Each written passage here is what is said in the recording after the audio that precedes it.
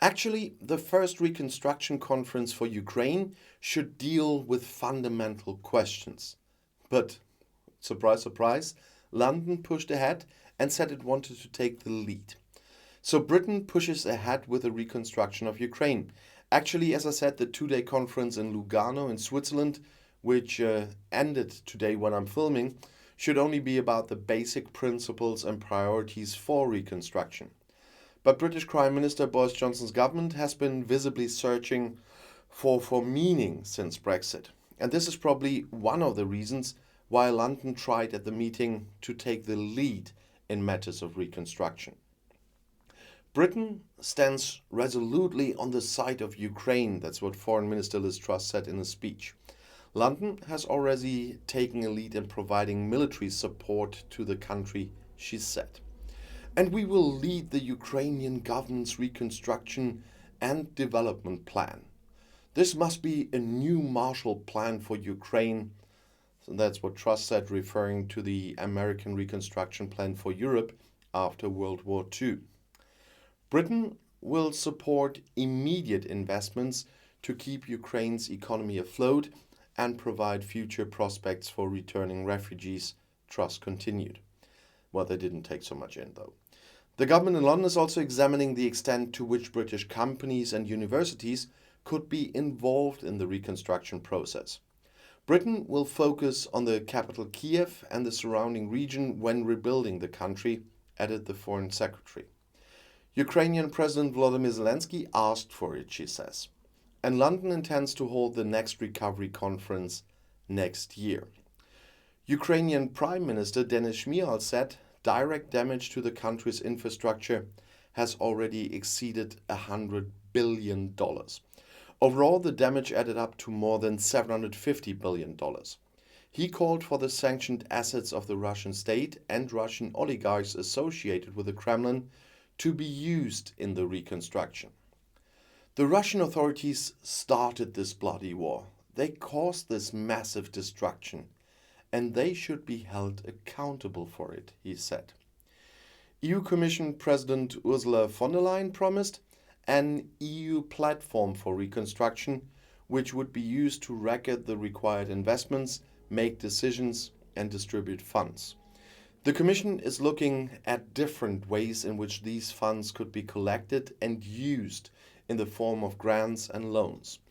Von der Leyen has repeatedly pointed out that the Ukrainian government needs to reform and increase transparency to ensure that corruption does not endanger the integrity of the reconstruction.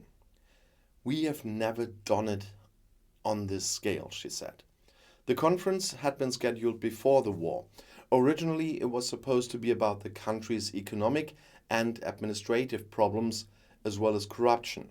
A few weeks ago, the host country Switzerland turned the meeting into the first reconstruction conference. Representatives from 36 countries attended, including 8 heads of government. A few weeks ago, a group of 8 leading economists provided suggestions for the reconstruction of the country. The London think tank Centre for Economic Policy Research published its report, which is called A Blueprint for the Reconstruction of Ukraine, in early April. In it, the authors also orientate themselves on historical reconstruction projects. And among them are the Marshall Plan, that was mentioned at the conference, the reconstruction of Afghanistan and Iraq, and post-disaster reconstruction projects. One of the authors is Simon Johnson, professor of economics at the Massachusetts Institute of Technology, you all know the MIT, in the USA. From 2007 to 2008, he was chief economist at the International Monetary Fund. The goal of the group, 3 of whom have Russian and Ukrainian roots, is to speed up official and semi-official talks on Ukraine's reconstruction, the researcher recently told the German magazine Wirtschaftswoche. Ukraine must rebuild its economy as soon as possible in order to be able to deal with the war at all. I would even go so far as to say that it could shorten the conflict, because if Russia gets the impression that it can win by prolonging the war because it's draining the resources of Ukraine and its allies, then Moscow has a reason to continue the conflict. The authors write in the report that the reconstruction should take place in 3 phases.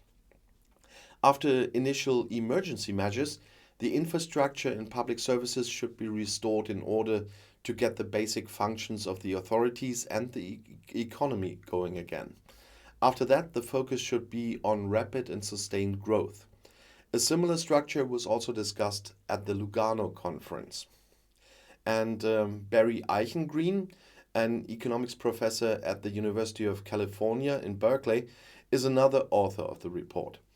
In a guest article in the German magazine Wirtschaftswoche, he recently advocated financing the reconstruction of Ukraine primarily through grants. Currently, there are calls for the Western powers to guarantee new Ukrainian government bonds.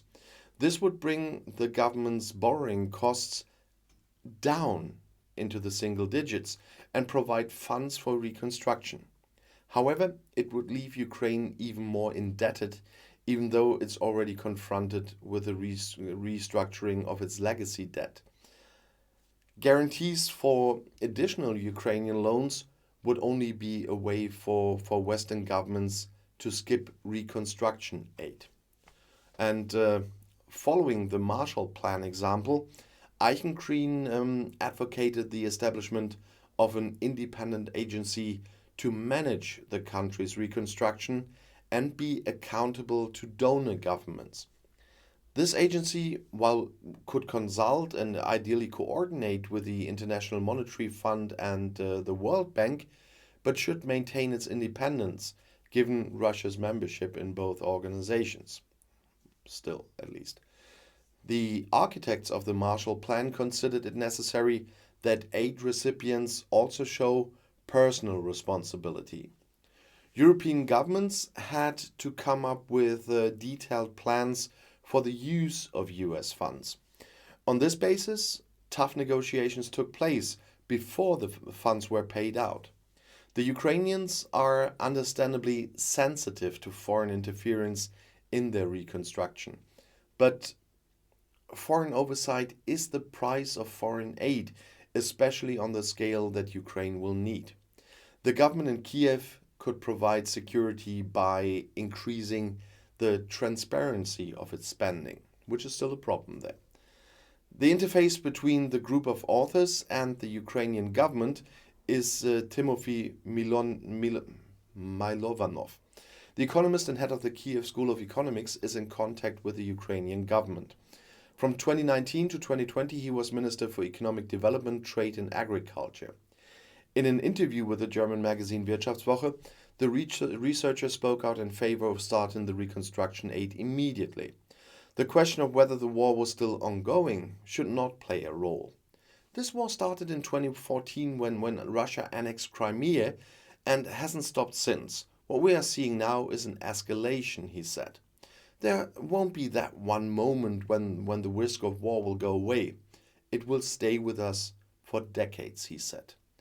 Milovanov advocated letting Ukraine manage the reconstruction agency. The corruption problem has improved in recent years, he says. The central bank has been cleaned up, public procurement improved, and a corruption court set up. Only the energy sector remains problematic. There are a lot of oligarchs there, and I'm sorry, but I have to disagree there. There is a little bit more to be done in Ukraine. They made big efforts in recent years, but they're not there where they need to be. And I'll see you in my next video. Hau rein.